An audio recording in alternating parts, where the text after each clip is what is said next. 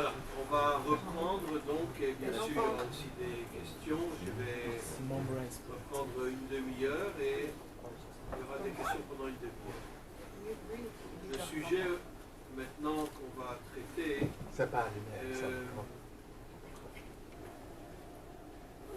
en vérité continue un petit peu le sujet qu'on a commencé, et je voudrais revenir sur le décodage de ce qu'on appelle la faute de Adam et Ève.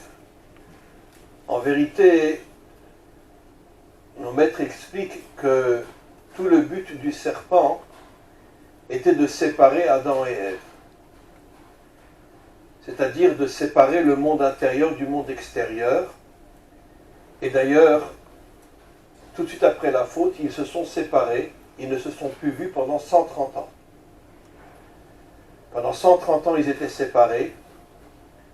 Et d'ailleurs, ce qui est assez extraordinaire, c'est que l'exil en Égypte, jusqu'à la naissance de Moïse, l'exil a duré aussi 130 ans. Après Moïse est né, et 80 années plus tard, il a libéré Israël, une partie d'Israël, seulement 20%, 80% n'ont pas voulu sortir. Et donc on pourrait dire que la lumière de la délivrance a commencé à naître 80 années avant la sortie véritable. En tout, on est resté 210 ans en Égypte, 130 ans d'exil véritable, et la lumière, encore une fois, de la délivrance est née avec la naissance de Moïse, et le dévoilement final était donc au moment de la sortie d'Égypte. Mais pendant 130 ans, les 130 premières années, c'était dans l'obscurité la plus totale. En vérité, il faut comprendre que la Torah nous révèle quelque chose d'absolument extraordinaire. Quand on est descendu en Égypte, la Torah nous dit qu'on était 70 personnes. C'est-à-dire les enfants de Jacob, plus les petits-enfants, les femmes, etc. 70 personnes. 70 nous fait penser à quoi? 70 nations. Comme je dis toujours, le peuple juif n'est pas un peuple en soi. C'est tout simplement le microcosme de l'humanité tout entière au niveau des Bnei Adam. Et quand Israël est descendu en Égypte, c'est en vérité toute l'humanité qui est descendue en Égypte. À ce moment-là, d'une certaine manière, la chute a commencé véritablement.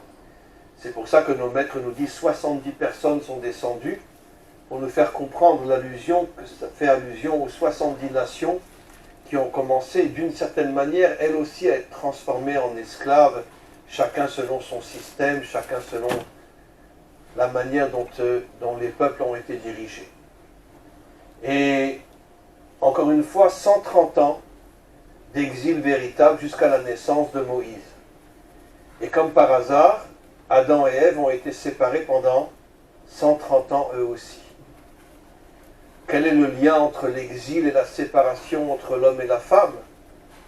De là, on comprend que la séparation entre l'homme et la femme, c'est ça l'exil. Quand un homme ne sait plus exactement où il est. C'est quoi l'exil? C'est que finalement on est déconnecté de sa terre, on est déconnecté de son pays, on est déconnecté de son identité. Et on ne sait plus véritablement qui on est. Lorsque l'homme et la femme sont déconnectés, et donc chacun perd finalement sa source, perd finalement sa racine. Pourquoi, au niveau des codes de la Torah, l'arbre de la vie et l'arbre de la connaissance sont comparés à des arbres? Parce qu'un arbre, il a une racine. Et la racine, elle est complètement cachée. Elle est dans le terrestre, sous terre, comme on va voir dans quelques instants. Après, le tronc pousse, il y a des fruits. Mais qu'est-ce qui permet à l'arbre de tenir? C'est la racine. Et la racine, elle est dans la terre. Et en vérité, l'homme et la femme sont aussi, chacun d'entre eux, la racine de l'autre, qui permet à l'autre d'exister. La vraie racine, c'est plus la femme par rapport à l'homme que l'homme par rapport à la femme. On pourrait presque dire que finalement, la femme et l'homme pourraient être comparés à un arbre. C'est-à-dire que la femme est la racine, l'homme est le tronc, mais d'un autre côté, qui permet d'avoir les fruits, les enfants, c'est la femme, puisqu'on sait très bien que la sève, elle commence à pousser à partir de la racine, et c'est elle qui donne le fruit, c'est elle qui donne la vie. Et c'est pour ça que nos maîtres nous expliquent que le couple est comparé à un arbre, pour nous faire comprendre que finalement, la femme c'est la racine, d'une manière cachée, la femme authentique, et l'homme c'est le tronc visible. Comme j'ai expliqué tout à l'heure, la femme est l'intériorité et l'homme est l'extériorité. Et qu'est-ce que finalement le serpent voulait? Il voulait séparer totalement le monde intérieur du monde extérieur, le monde divin du monde matériel.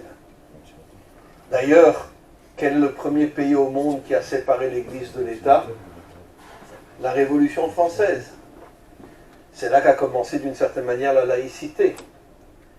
Je ne dis pas qu'avant la Révolution française, la religion était à la bonne place, puisque, comme je l'ai expliqué tout à l'heure, toutes les religions, c'est le venin du serpent. Et un jour, les hommes comprendront comment ils ont été manipulés à la fois par la laïcité et à la fois par la religion. Soit tu es que dans le monde matériel, soit tu es que dans le monde spirituel. Mais quoi qu'il en soit, la première phrase qui a séparé totalement le monde spirituel du monde matériel, c'est la Révolution française, la séparation entre l'Église et l'État. D'ailleurs, il y a à la fin du prophète Obadiah, les 2 derniers versets, quelque chose d'absolument incroyable. Nos maîtres nous disent, lorsque, en hébreu, comment on dit la France en hébreu, vous le savez? Tsarfat. D'ailleurs, Tsarfat, c'est la baguette. Pourquoi?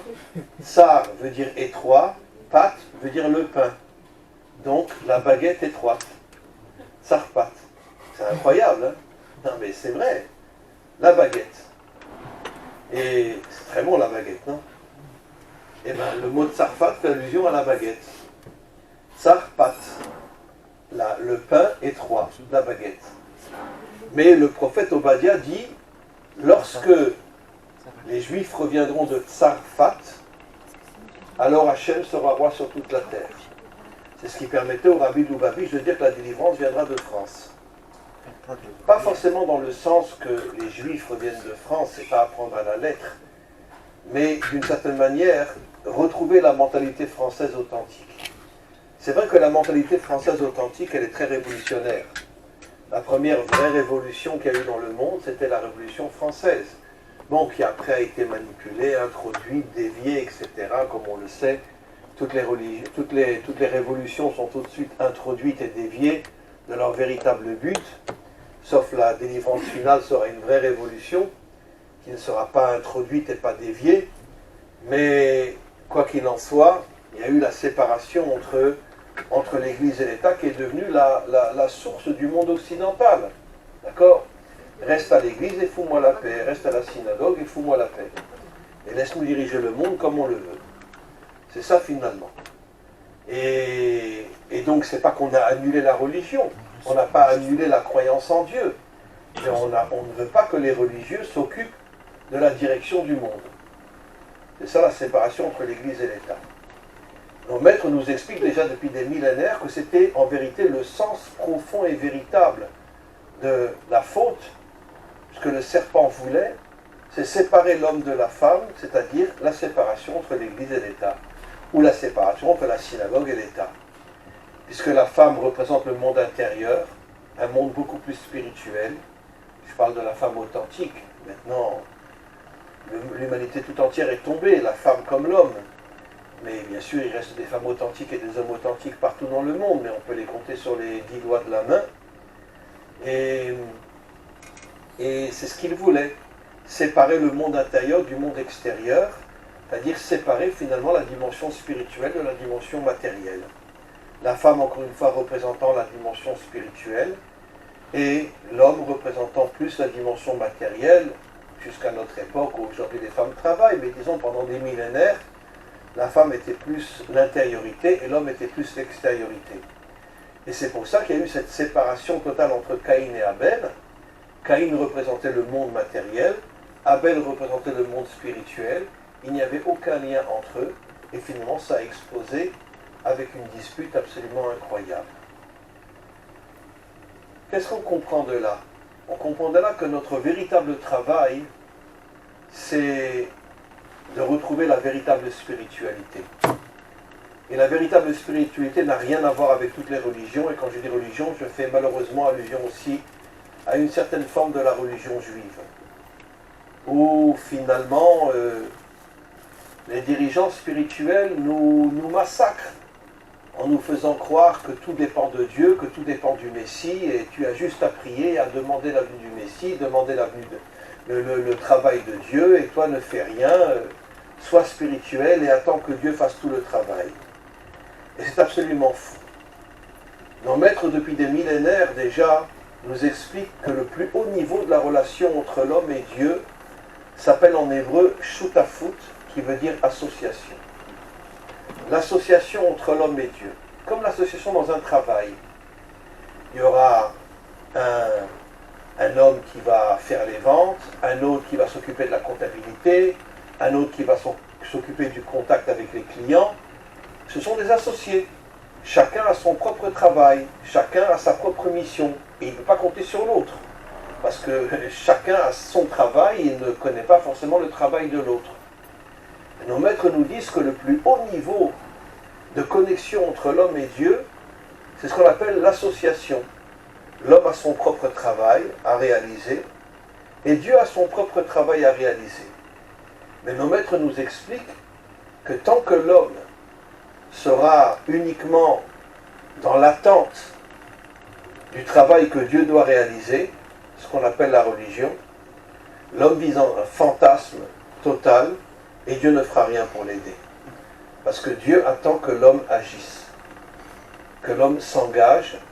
C'est pour ça que, comme je l'ai dit tout à l'heure, que quand Dieu a créé l'homme, il n'est pas dit Dieu dit que l'homme soit, mais il est dit faisons l'homme.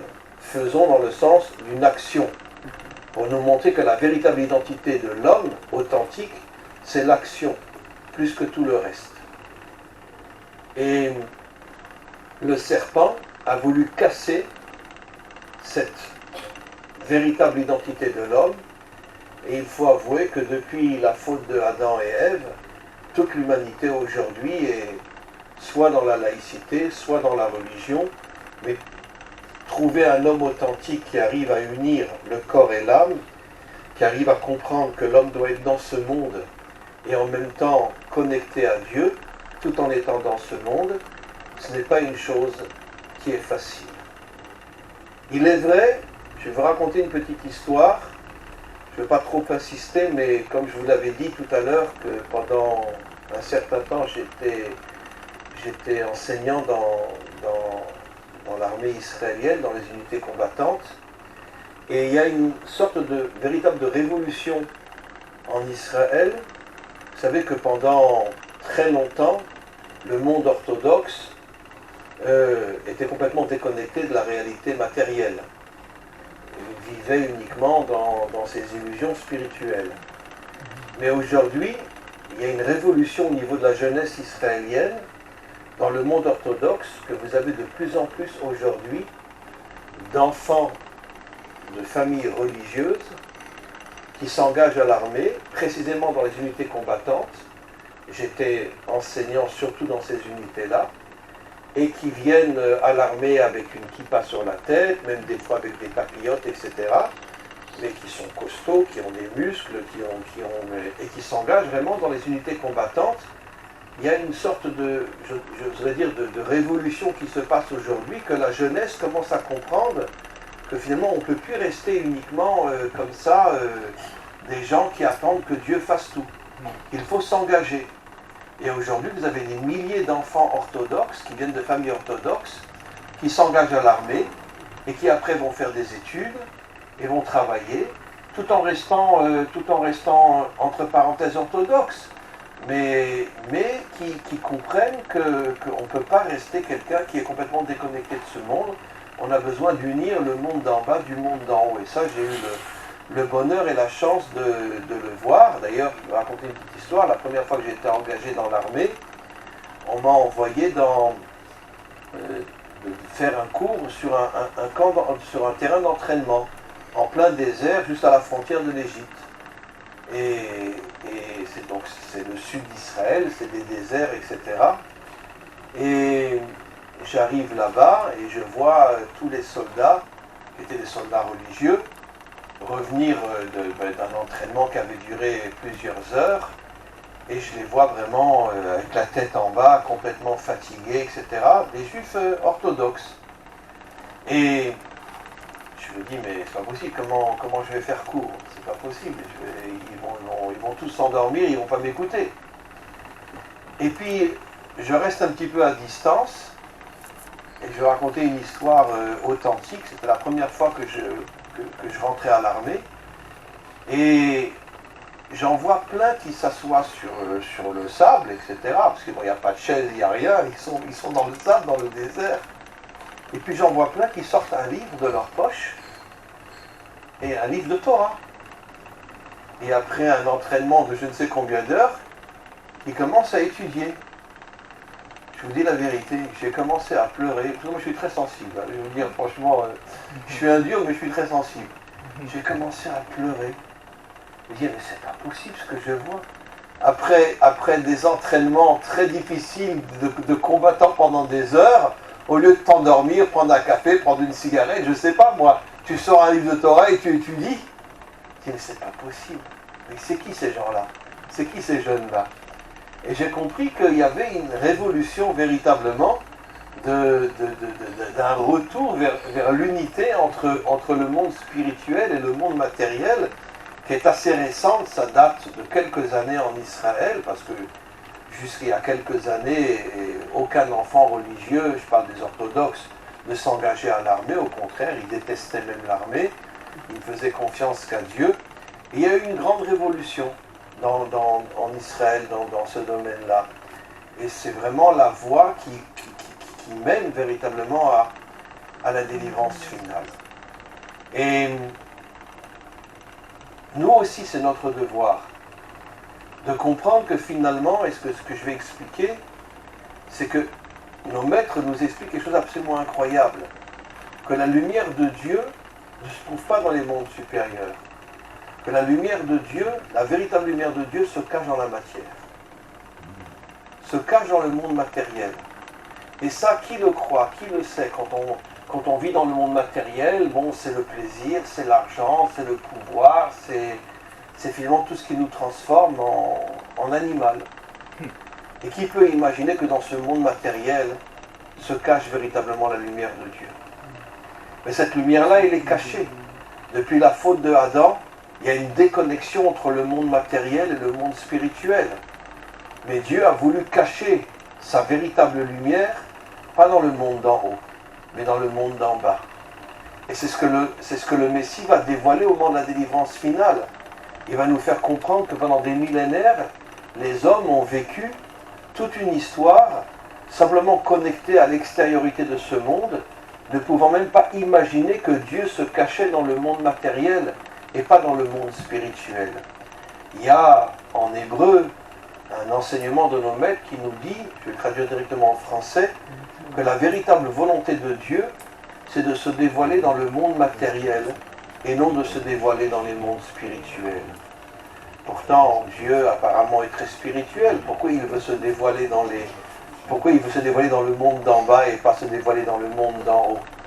Parce que Dieu représente la racine de l'unité. Et l'unité, c'est se dévoiler justement dans la différence. Dieu est très spirituel, mais Dieu n'est pas une secte. Il ne veut pas rester dans le monde d'en haut avec ceux qui sont comme lui. Dieu dit non, moi je veux me dévoiler dans le monde d'en bas, dans un monde qui est différent du mien. Mais d'un autre côté, il attend que l'homme fasse son travail. Ça veut dire d'essayer de comprendre que dans ce monde matériel se cachent en vérité des énergies spirituelles inimaginables. Et c'est ce que je vais vous expliquer. Nos maîtres nous révèlent quelque chose d'absolument incroyable, qui font partie des secrets de la Torah. Alors je vais devoir faire une petite introduction en essayant d'être le plus simple possible. Est-ce que vous avez déjà entendu parler des 10 attributs divins, qui correspondent en vérité aux 10 paroles de la création, qui correspondent aux 10 commandements? Comment? Vous les avez les 10, vous? Ah, merveilleux. Voilà. Les 10 attributs divins sont en vérité 10 énergies qui ont permis à Dieu de créer le monde, pas seulement le monde matériel, mais aussi les mondes spirituels. Et ce sont les 10 énergies avec lesquelles il continue d'une manière complètement cachée, d'accord, à diriger le monde. Quand j'ai dit d'une manière complètement cachée, vous savez, je vais faire une petite parenthèse et vous révéler quelque chose que j'ai déjà révélé dans mes cours, mais qu'il est important de redire. Il y a des fois, on a envie de lui casser la figure. Oui, mais je ne tiens pas de moi. Vous savez qui sont les deux premiers qui lui sont rentrés dedans? C'était Abraham et Moshe. Ils lui sont rentrés dedans. Quand Abraham a dit, quand Hachem est venu annoncer à Abraham qu'il allait détruire Sodome et Gomorrhe, qu'est-ce que lui a dit Abraham? Un sacré culot, il lui a dit, toi qu'on appelle le juge de toute la terre, tu sais pas rendre justice? Tu vas détruire tout le monde, il y a peut-être des gens bien parmi eux. Il lui dit, toi, le juge de toute la terre, tu sais pas rendre justice? D'accord? Ça, c'est pas un mouton. Ça, c'est un homme authentique. Attention, il n'a pas quitté Dieu. Abraham est resté toute sa vie connecté avec Dieu. Mais il a le courage de dire des choses qu'il ne comprend pas. Oh mon Dieu, mon Seigneur, mon tout, mon... Non, on n'est pas des moutons. On a le droit de lui rentrer dedans quand on ne comprend pas. Moshe, quand il est arrivé en Égypte, il arrive en Égypte et il voit un Égyptien qui prend un bébé des bras de sa mère et qui le rentre dans un mur parce qu'il manquait du ciment. Alors, qu'est-ce qu'il a dit Moshe? Il s'adresse vers Dieu et lui dit, mais attends, t'as perdu la tête? Mais pourquoi tu fais de mal à ce peuple? Pourquoi tu m'as envoyé? Mais qu'est-ce que ça veut dire? Comment tu puisses accepter qu'on prenne un enfant et qu'on le rentre dans un mur? Pourtant, Moshe était comme ça avec Dieu, hein. Mais je vais vous donner un autre exemple. C'est quoi une vraie connexion entre un homme et une femme? Oui, ma chérie, tu as toujours raison. Oui, mon mari, tu as toujours raison. Pas du tout. On a le droit de ne pas être d'accord. On a le droit de se rentrer dedans. Mais on ne peut même pas imaginer qu'on puisse se quitter. C'est ça la véritable connexion entre l'homme et Dieu, comme la connexion entre l'homme et la femme. Je ne suis pas d'accord avec toi. Je te rentre dedans. Je ne te parle plus. D'accord? Mais d'un autre côté, la notion de séparation n'effleure même pas mon cerveau. Parce que je sais que toi et moi, on est deux parties d'une même âme. Et donc on ne peut pas se séparer, c'est impossible. Mais d'un côté, on a le droit de se critiquer, on ne va pas être d'accord. Parce qu'un homme et une femme sont quand même très différents. D'accord? Et bien c'est ça la véritable relation entre l'homme et Dieu. Je ne me séparerai jamais de toi. Mais je m'excuse. Je ne suis pas toujours d'accord avec toi, je ne te comprends pas. D'accord? Vous savez que Elie Wiesel est rentré à Auschwitz quand il avait 12-13 ans. Ils l'ont mis dans un camp, il est rentré, il avait des papillotes, c'était un enfant de Chassidim. Il avait des papillotes, etc. quand il est rentré. Et puis on l'a mis dans un embarquement d'enfants. Et il raconte dans son livre, tous les jours les nazis rentraient, ils prenaient des enfants au hasard, ils sortaient de tout le monde et ils les pendaient devant eux. Et un jour, il a écrit dans son livre, Elie Wiesel, quand il a vu ça pour la première fois, il a dit « J'ai vu Dieu pendu à Auschwitz ». D'une certaine manière, Dieu n'existe plus. Quand il est sorti d'Auschwitz, pendant de nombreuses années, il ne croyait plus en rien. Après, il est revenu vers Dieu, etc. Bon, il n'est jamais redevenu vraiment orthodoxe, comme il était quand il est rentré à Auschwitz. Mais d'un autre côté, il est redevenu croyant. Il mangeait kasher, il faisait Shabbat, etc. dans les dernières années de sa vie. Mais il a dit, j'ai vu Dieu pendu à Auschwitz. Ça veut dire que pour moi, Dieu n'existe plus.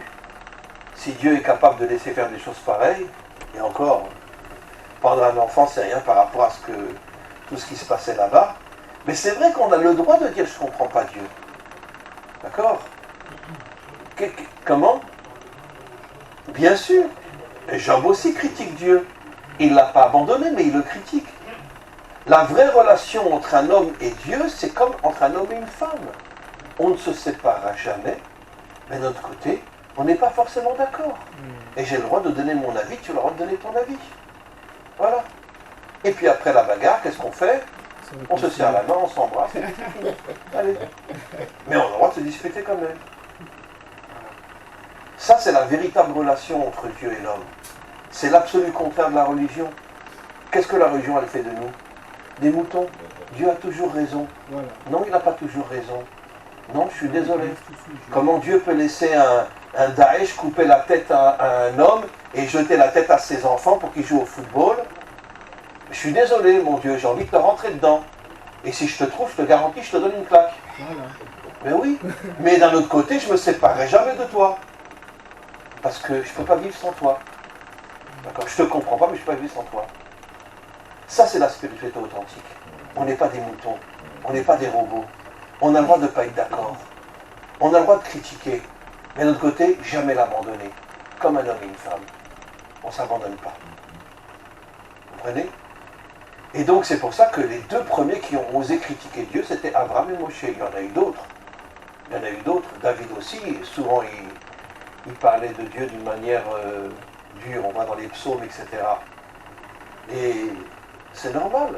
Quand son fils Absalom a voulu le tuer, d'accord, mais qu'est-ce qu'il a dit David? T'as raison mon Dieu, t'es le plus beau, t'es le plus gentil. Non, il lui est rentré dedans. Il dit, mais je ne comprends pas. Moi je te sers depuis ma naissance, et tu m'envoies un fils pour me tuer. Je te comprends pas, mais qu'est-ce qui t'arrive mon Dieu, t'as perdu la tête?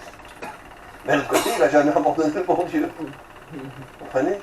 Donc, ça c'est l'équilibre qu'en vérité que Hachem attend de nous. On a le droit de ne pas être d'accord. On a le droit de se poser des questions. Mais de l'autre côté, tu ne l'abandonnes pas. C'est ça en vérité l'unité. La véritable unité. Vous comprenez? C'est que je ne suis pas forcément toujours d'accord avec toi. Non, je ne te comprends pas. J'arrive pas à te comprendre. Mais d'un autre côté, je ne me sépare pas de toi. Parce que d'un autre côté, je ne te comprends pas, parce que j'ai mes propres idées. Mais qui me dit que c'est moi qui ai raison et qui me dit que c'est toi qui as tort?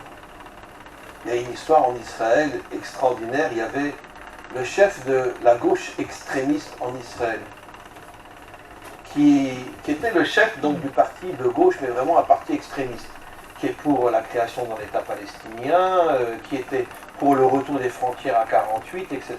Et bon, sur le plan idéologique, un type assez tordu, quoi. Mais d'un autre côté, il y a une histoire absolument incroyable. Un jour, il y a un Lubavitch qui voulait ouvrir un centre Lubavitch dans le nord. Et puis, il a eu l'idée d'envoyer 120 lettres aux 120 députés de la Knesset, du Parlement israélien, de leur demander de l'aide. Aidez-moi à ouvrir un centre Lubavitch dans le nord. Le seul qui lui a répondu et qui lui a donné de l'argent et qui a été présent le jour de l'inauguration, c'est ce type d'extrême gauche qui n'était pas du tout pratiquant. Mais malgré tout, il lui a donné de l'argent. C'est le seul, alors qu'il y avait des religieux à la Knesset et ils n'ont pas donné de l'argent. Il lui a donné de l'argent, il l'a aidé, et le jour de l'inauguration, il a dansé avec lui. Il est venu avec une kippa sur la tête, bien qu'il n'est pas du tout croyant. Il est venu avec une kippa sur la tête pour honorer l'ouverture du centre communautaire qui était dans le nord. Et à ce moment-là, je connaissais cet homme-là, et un jour on s'est rencontrés et il m'a dit, quand je l'ai vu venir, j'ai pas cru un seul instant que, en plus il allait danser avec moi. Et qu'est-ce qu'on comprend de là? On comprend quelque chose que j'ai déjà expliqué. Un homme peut avoir des idées qui te heurtent, qui te mettent en colère.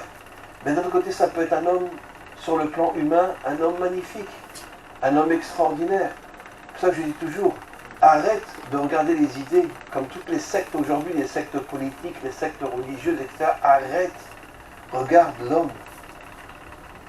Et l'homme peut être un homme extraordinaire, même si tu n'es pas d'accord avec lui. Et donc, je reviens maintenant à ce que j'explique.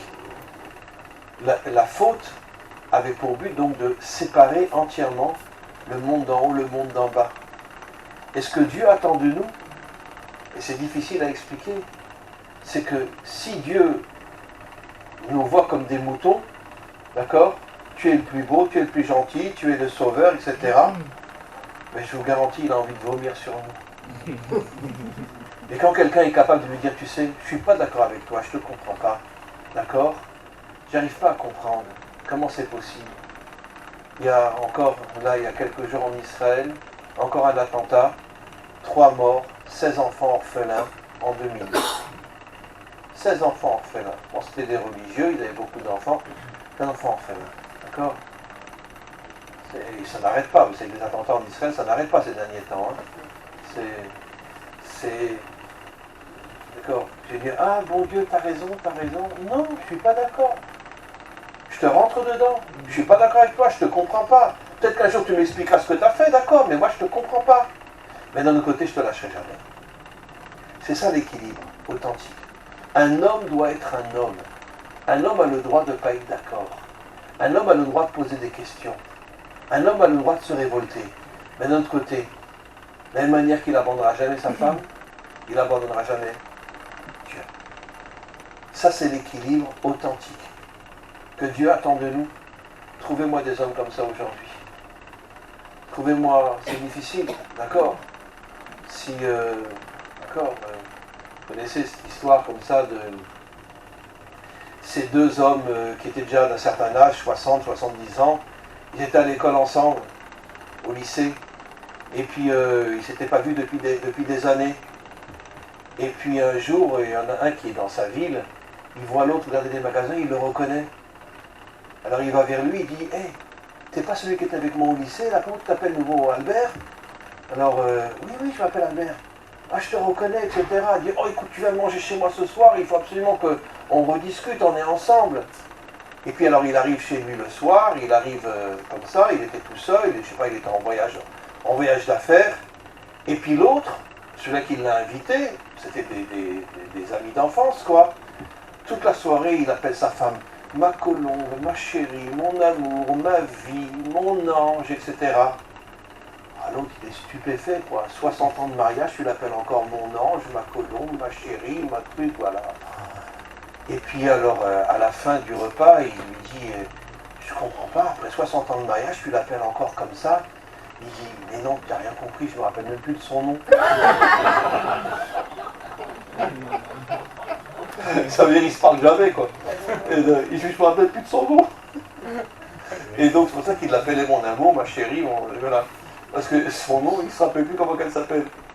Et donc, bon, c'est une belle histoire, mais c'est ça, quoi. Et donc, ce que je voudrais expliquer, oh, il est déjà très tard, ce que je voudrais expliquer, mes amis, c'est qu'on a véritablement une révolution à faire en nous. On doit d'un côté savoir, je m'excuse de le dire, mais jamais on abandonnera notre femme. Jamais on abandonnera notre mari. Ceux qui ont divorcé, vous vous remariez, vous prenez sur vous que même si elle vous égorge, vous ne l'abandonnerez jamais.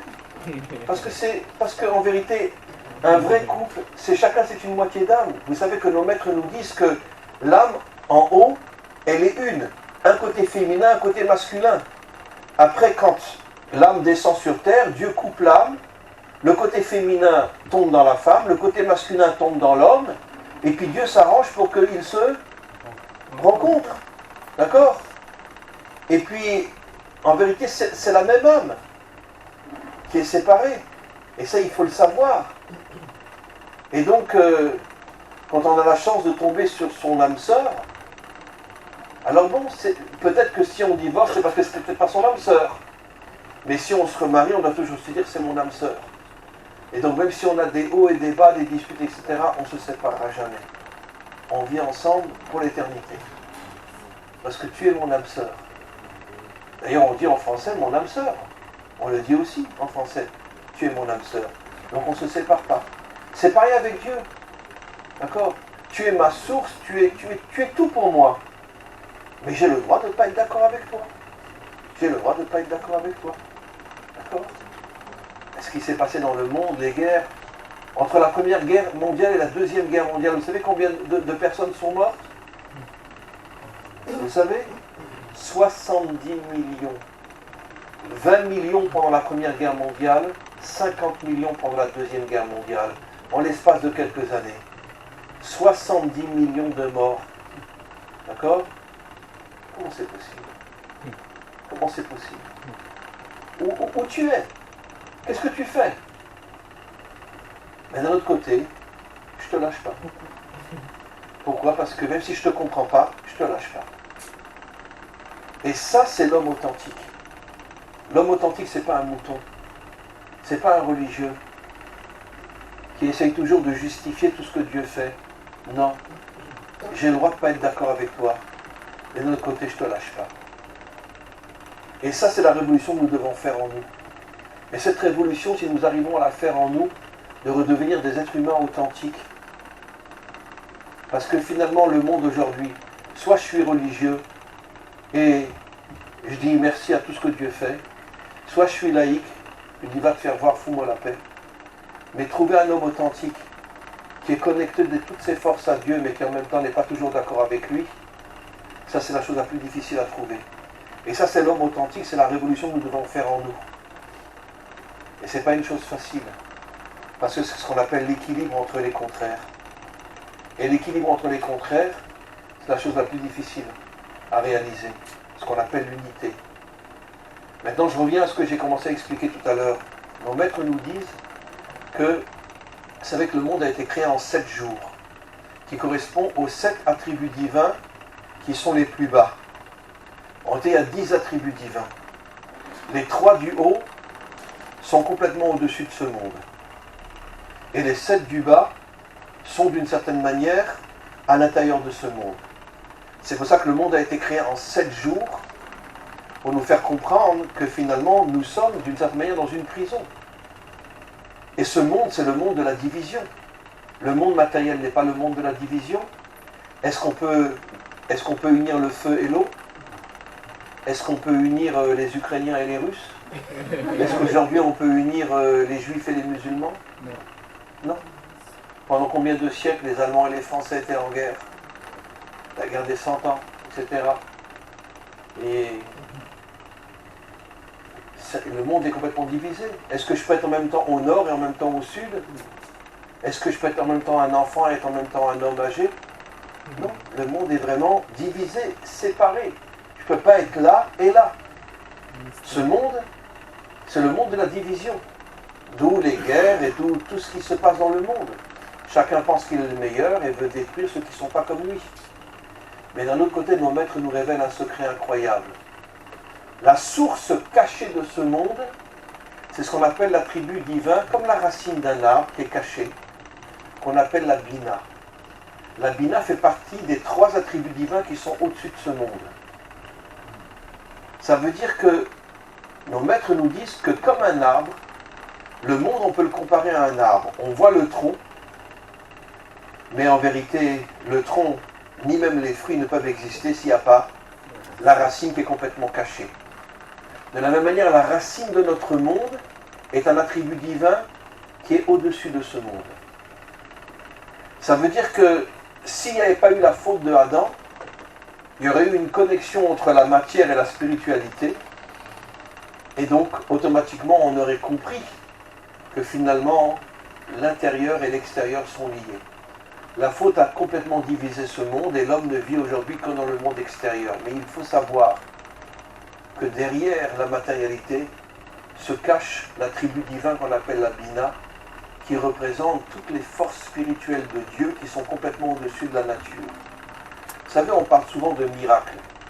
Alors on imagine que le miracle, c'est quelque chose qui vient de Dieu, etc. Vous savez ce que nos maîtres nous expliquent? C'est que le miracle, en vérité, fait partie de la nature. Mais il vient de la bina, de cette force qui est cachée derrière la matière et qui envoie une énergie qui va bouleverser la nature et permettre un miracle. Nous, on appelle ça un miracle venant de Dieu, mais ce que la majorité d'entre nous ne savons pas, c'est qu'en réalité le miracle fait partie des forces qui sont cachées dans la matérialité et qui permettent le miracle parce que cette force va venir de la bina qui est au-dessus de ce monde. Ce qui veut dire qu'en vérité, dans ce monde matériel, il y a des énergies qui sont complètement, on pourrait dire, dissimulées, cachées dans ce monde, et qui permettent à ce monde de continuer. Je vais dire quelque chose qui, j'espère, ne vous choquera pas, mais je vais vous poser une question, mes amis.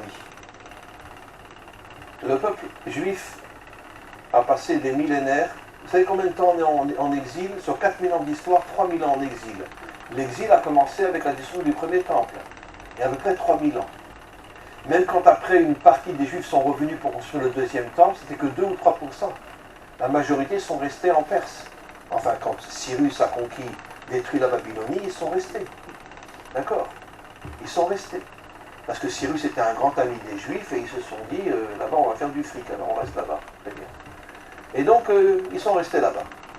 C'est que 2 ou 3% qui sont revenus en Israël. Ça fait qu'en vérité, on est en exil depuis 3000 ans sur 4000 ans d'histoire. 3000 ans sur 4000 ans d'histoire, c'est quand même absolument incroyable. Et en vérité, je vous dirais même que avec 3000 ans d'histoire, on a, pas seulement nous, tous les peuples, mais nous aussi, on a perdu notre véritable identité. D'accord? Quel est le premier peuple sur Terre qui ont tous couru pour aller se vacciner en faisant ben, c'est l'Israélien. Ben oui, on est le premier à être tous vaccinés. D'accord. Donc, c'est vrai que l'exil nous a drôlement esquintés. Mais d'un autre côté, c'est pas grave, on continue. Mais d'un autre côté, l'Inquisition, les pogroms, la Shoah, tous les massacres qu'il y a eu, destruction du premier temple, deuxième temple, où sont les Romains? Où sont les Grecs? Où sont les Babyloniens? Où sont les Perses? Où sont les Égyptiens d'origine? Où ils sont? Ils ont tous disparu. Et nous, on est toujours là. Vous voulez que je vous révèle un secret? Pourquoi? C'est sûr qu'on a été massacrés pendant des millénaires. On est toujours là.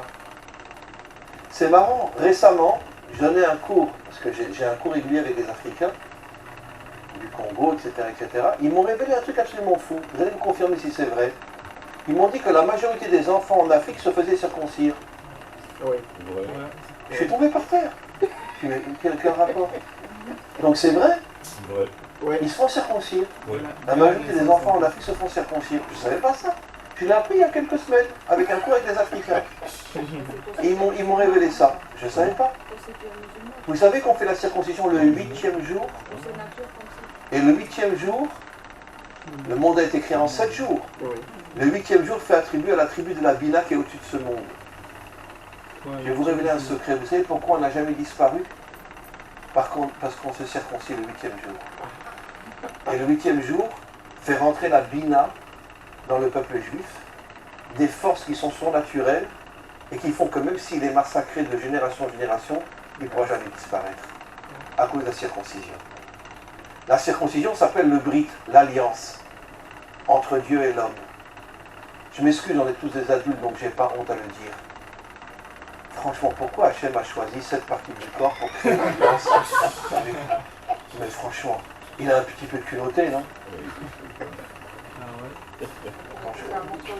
Mais pour nous faire comprendre que tout le travail de l'homme, le travail principal de l'homme, c'est la propreté à cet endroit-là. Tu es avec ta femme, avec personne d'autre.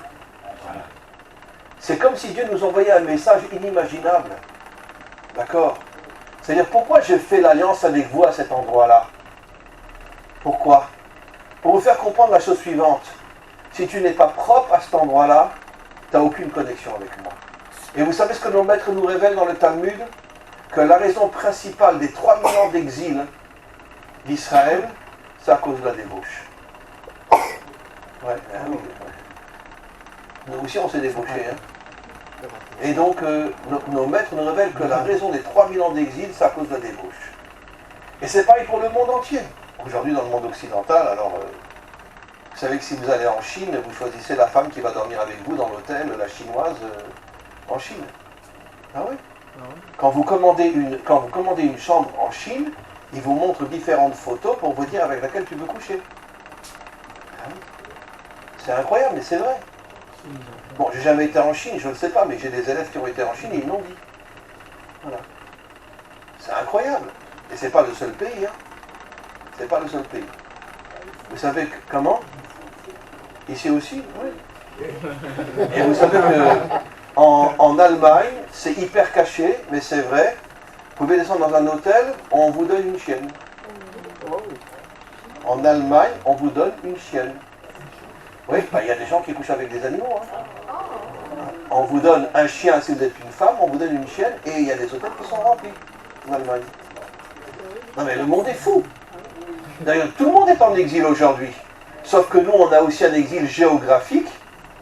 Mais en réalité, l'humanité tout entière est en exil. Et nos maîtres nous disent, la source première de l'exil, c'est-à-dire de la perte de ta conscience et de la perte de ton identité d'homme authentique, c'est la débauche. C'est pour ça que chez nous, l'alliance, elle est à cet endroit-là. Pour nous faire comprendre que si tu n'es pas propre à cet endroit-là, tu n'auras aucune connexion avec Dieu. Aucune. Et récemment, qu'est-ce qu'on a révélé au niveau de l'Église? Vous le savez, en France, qu'est-ce qu'on a révélé? Toute la débauche qu'il y avait dans les couvents et dans les etc. D'un autre côté, je peux le comprendre. Comment un homme peut rester seul toute sa vie? C'est impossible. C'est impossible. Mais d'ailleurs, je n'arrive pas à comprendre pourquoi ils ne se sont pas mariés, comme les protestants qui se marient, pour rester un minimum équilibré. J'avoue, franchement, je n'arrive pas à comprendre les prêtres catholiques qui ne se marient pas. C'est impossible de tenir 60 ans, 70 ans sans femme, c'est impossible. Alors, ils sont tombés dans la débauche. Mais, comment? Pas tous en France. C'est dévoilé en France.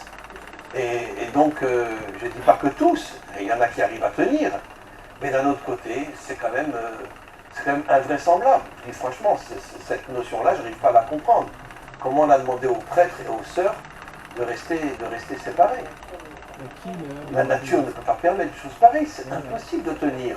Sauf si tu es vraiment un homme d'une spiritualité, on pourrait dire, inimaginable. Alors peut-être que tu ne vis qu'avec Dieu. Mais un homme plus ou moins normal, comment c'est possible? C'est impossible. C'est impossible. D'accord, mais récemment, à Jérusalem, on est rentré, mon épouse et moi, dans un restaurant, et on voit un prêtre assis en face d'une bonne sœur, qui était très jolie d'ailleurs, et j'étais étonné. J'étais étonné, je veux dire, dans le restaurant, assis l'un en face de l'autre, et c'était une femme relativement jolie, elle c'était une nonne, lui c'était un prêtre, voir comme il se souriait. Hein. Et donc, je suis désolé, mais c'est vrai. Donc, je les accuse pas. Je peux comprendre qu'ils n'arrivent pas à tenir. Alors pourquoi dès le départ ils ne se mariaient pas, comme les protestants se marient? On peut être chrétien et se marier. Oui. C'est pourquoi on les appelle protestants.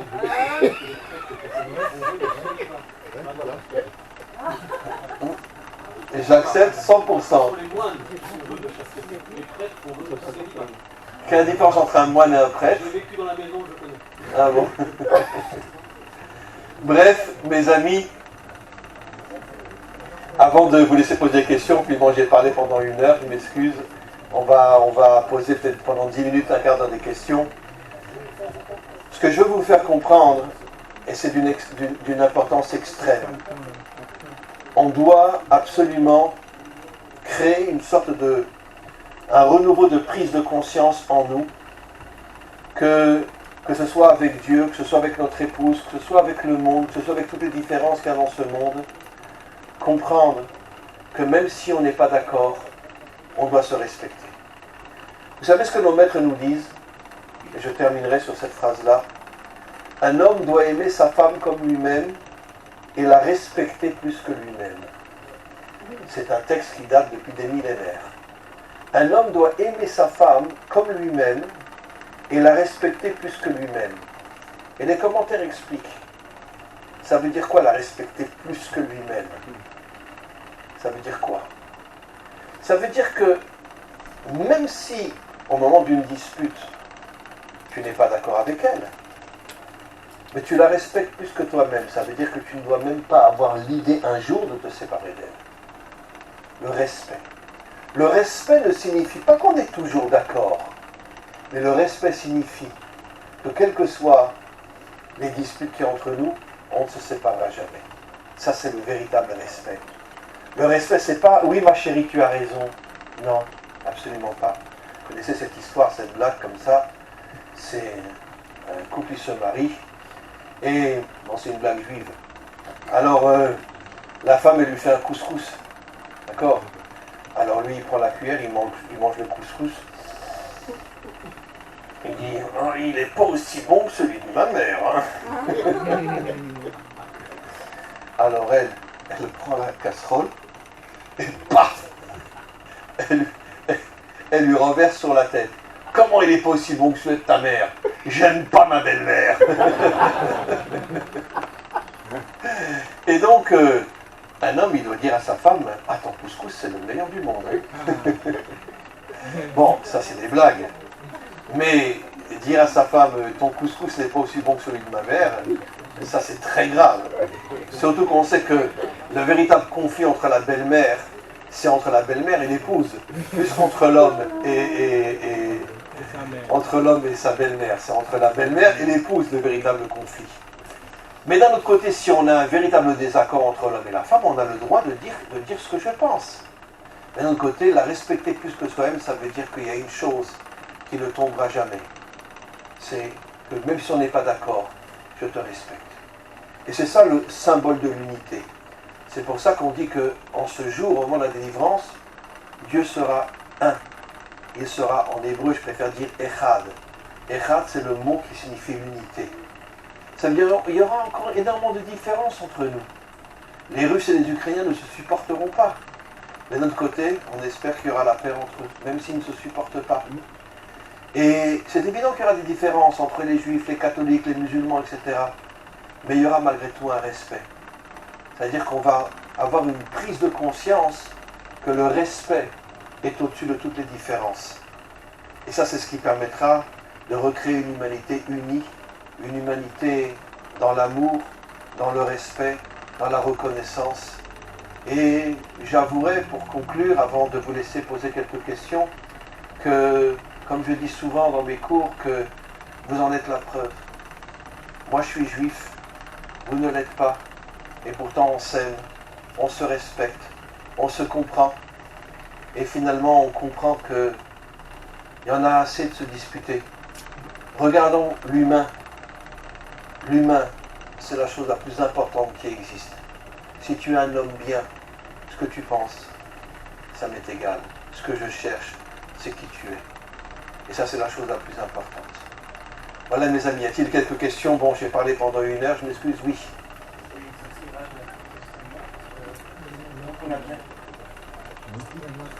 Merci pour cet enseignement. On a bien compris donc l'importance du couple. J'ai écouté aussi vos cours, vous abordez souvent ce sujet. Et donc vous dites aussi dans vos cours que l'homme et la femme doivent aussi construire leur relation, l'améliorer, la mener à la perfection. Mais quel est le secret? Que doit-on faire?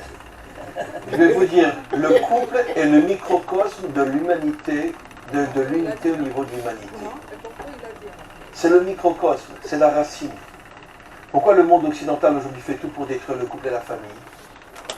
Parce que le monde occidental ressent dans son subconscient que la délivrance est proche et il s'attaque au couple. Partout dans le monde, il s'attaque au couple. Vous vous rendez compte que, je m'excuse de le dire, mais à Jérusalem, ils ont le culot de faire des défilés gays à quelques centaines de mètres du mur, ce qu'on appelle le Kotel Amaravi. Moi, je ne sais pas pourquoi on dit le mur de lamentation, parce que ce n'est pas le mur de lamentation, mais ça c'est une traduction française, mais ce qu'on appelle le Kotel, le mur de l'Ouest, quoi. Et à quelques centaines de mètres, ils font des défilés gays. Et ils s'embrassent, les femmes, les hommes, machin, etc. On vit dans un monde de fous. Mais pourquoi? Mais qu'est-ce qui se cache derrière? La destruction de l'identité humaine, la destruction de la famille. Quand Dieu a parlé à Abraham, la première fois qu'il lui dit va vers la terre que je t'indiquerai. Quelques versets après, il lui dit seront bénies par toi toutes les familles de la terre. Et nos maîtres posent la question pourquoi il n'a pas dit tous les peuples de la terre? Pourquoi toutes les familles de la terre?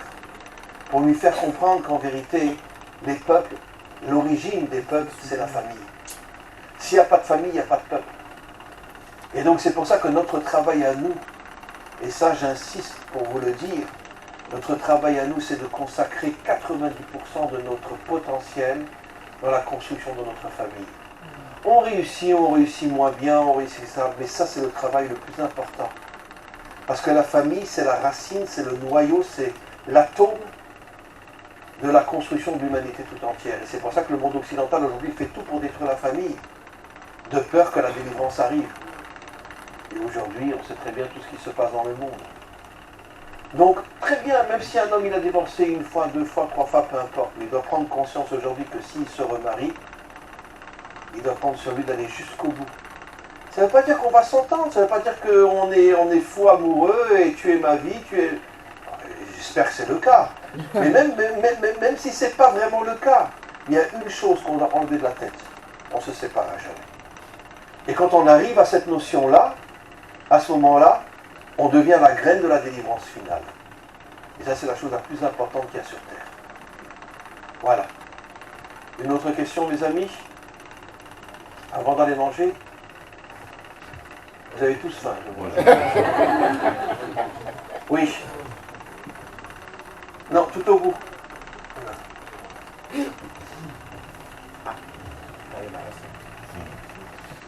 Oui, en fait, moi, ma question, c'est par rapport à l'Égypte. Parce que dans vos cours, vous enseignez souvent, il fallait sortir des limites. Il fallait sortir des limites, il fallait sortir des limites. Donc, moi, ma question, c'est quand les enfants d'Israël sont rentrés en Égypte, ils sont rentrés dans les limites. Oui, le mot Mitzrayim, je précise que le mot Mitzrayim ne veut pas dire Égypte. Le mot Mitzrayim est un code qui veut dire les limites. En hébreu, Mitzrayim signifie limite, le monde des limites.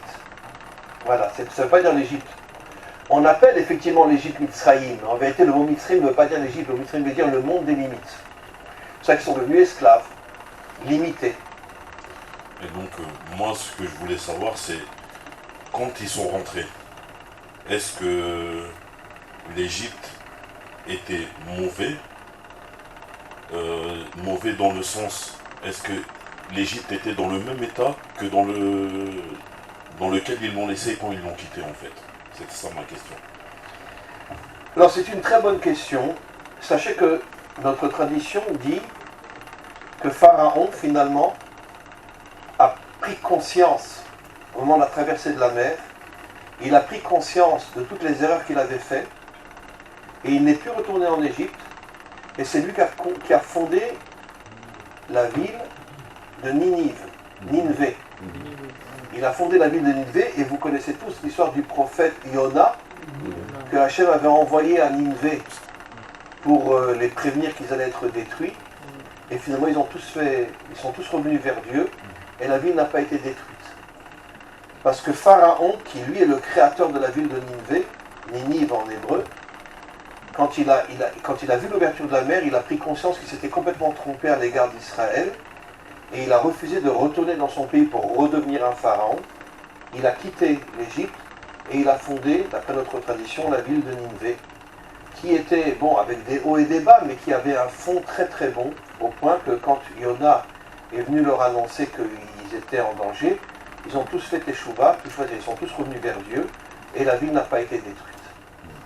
Donc, il y avait un bon fond. Et je vais vous donner l'exemple. Qui c'est qui a sauvé Moïse? La fille de Pharaon. C'est la fille de Pharaon qui prouve encore une fois ce que j'expliquais dans mon premier cours, qu'il y a une lumière cachée qui se cache dans le mal. Même au point que Pharaon après reviendra vers Dieu. Et donc, il y a des gens qui sont mauvais sur le moment, mais qui reviennent. Il y a une histoire aussi très célèbre en Amérique. Il y avait un grand chef de mafia qui était juif, en Amérique. Je ne me rappelle plus son nom. Un nom ashkénaze comme ça, mais il était chef de la mafia. Un chef d'une mafia américaine. Et puis c'était l'époque où le Rabbi Louis distribuait les dollars. Vous savez, il distribuait les dollars, tous ceux qui passaient devant lui doivent distribuer un billet de $1. Et puis un jour, il a eu envie d'aller voir le Rabbi, sans penser qu'il allait quitter sa mafia. D'accord? Il est passé devant le Rabbi. Et le rabbi lui a demandé « Qui tu es, toi ?» Le rabbi savait très bien qui il était. Il lui a dit « Qui tu es, toi ?» Le rabbi Lubavitch, à New York. Il lui a dit « Qui tu es, toi ?» Quand il a baissé les yeux, il a dit « T'as ma fenêtre. » Il lui a dit « T'es sûr que tu vas le rester ?» Il a dit « Non. » Alors là, il lui a dit « T'as raison. » Et il a arrêté. Après, il a fait des choix, il est devenu un juif pratiquant. Et très souvent, dans les photos où on voit le rabbi, on le voit derrière avec un chapeau sur la tête, etc. Et on le voit, cet ancien papillonnaire qui était... Qu'est-ce qu'on comprend de là? On comprend de là que beaucoup d'hommes, sur un certain temps, sont mauvais, mais ils ont un bon fond en eux. Et s'il y a... Je vais raconter une dernière histoire, et puis après on va les manger. Une histoire authentique. C'était un élève à moi. Et c'était deux jeunes qui vivaient à Paris. Deux jeunes juifs, mais complètement assimilés. Et puis, ils avaient l'habitude ils avaient 17-18 ans, d'aller dans des boîtes de nuit. Et puis, ils rentrent dans une boîte de nuit, et il y en a un qui voit une jeune fille avec son copain. Et il y en a un qui dit à l'autre, viens, on va la séduire, on va la voler à son copain. Alors l'autre, il lui dit, attends, il y a suffisamment de filles ici dans la boîte de nuit, pourquoi tu veux justement aller à celle qui a son copain? Il dit, mais non, mais c'est pour s'amuser, viens, on va voir si on arrive à la lui prendre, etc. T'es deux juifs. Et l'autre, il refuse. Il dit, non, moi je suis pas d'accord, moi je vais aller avec une autre, d'accord, qui n'a pas de copain, quoi. Il y en avait suffisamment dans un truc comme ça. Donc lui, finalement, il arrive à aller avec la fille qui était avec son copain. Bon, c'était un beau gosse, etc. Il arrive à la prendre, d'accord? Et l'autre, il va avec une fille qui était seule. Et finalement, qu'est-ce qui s'est passé plus tard? Lui, qui a refusé d'aller avec une fille qui avait avec un copain, plus tard, il est revenu vers le judaïsme. Il s'est installé à Jérusalem. Il est devenu un juif pratiquant. Et l'autre, il a divorcé 4 fois. 4 fois il a divorcé. Ça veut dire que, qu'est-ce qu'on comprend de là? On comprend de là que, même si l'autre, il est aussi parti avec une fille, mais d'un autre côté, il avait refusé de partir avec une fille qui avait un copain. Ça veut dire que, on pourrait dire, dans son contexte, il avait malgré tout un petit peu de bien en lui.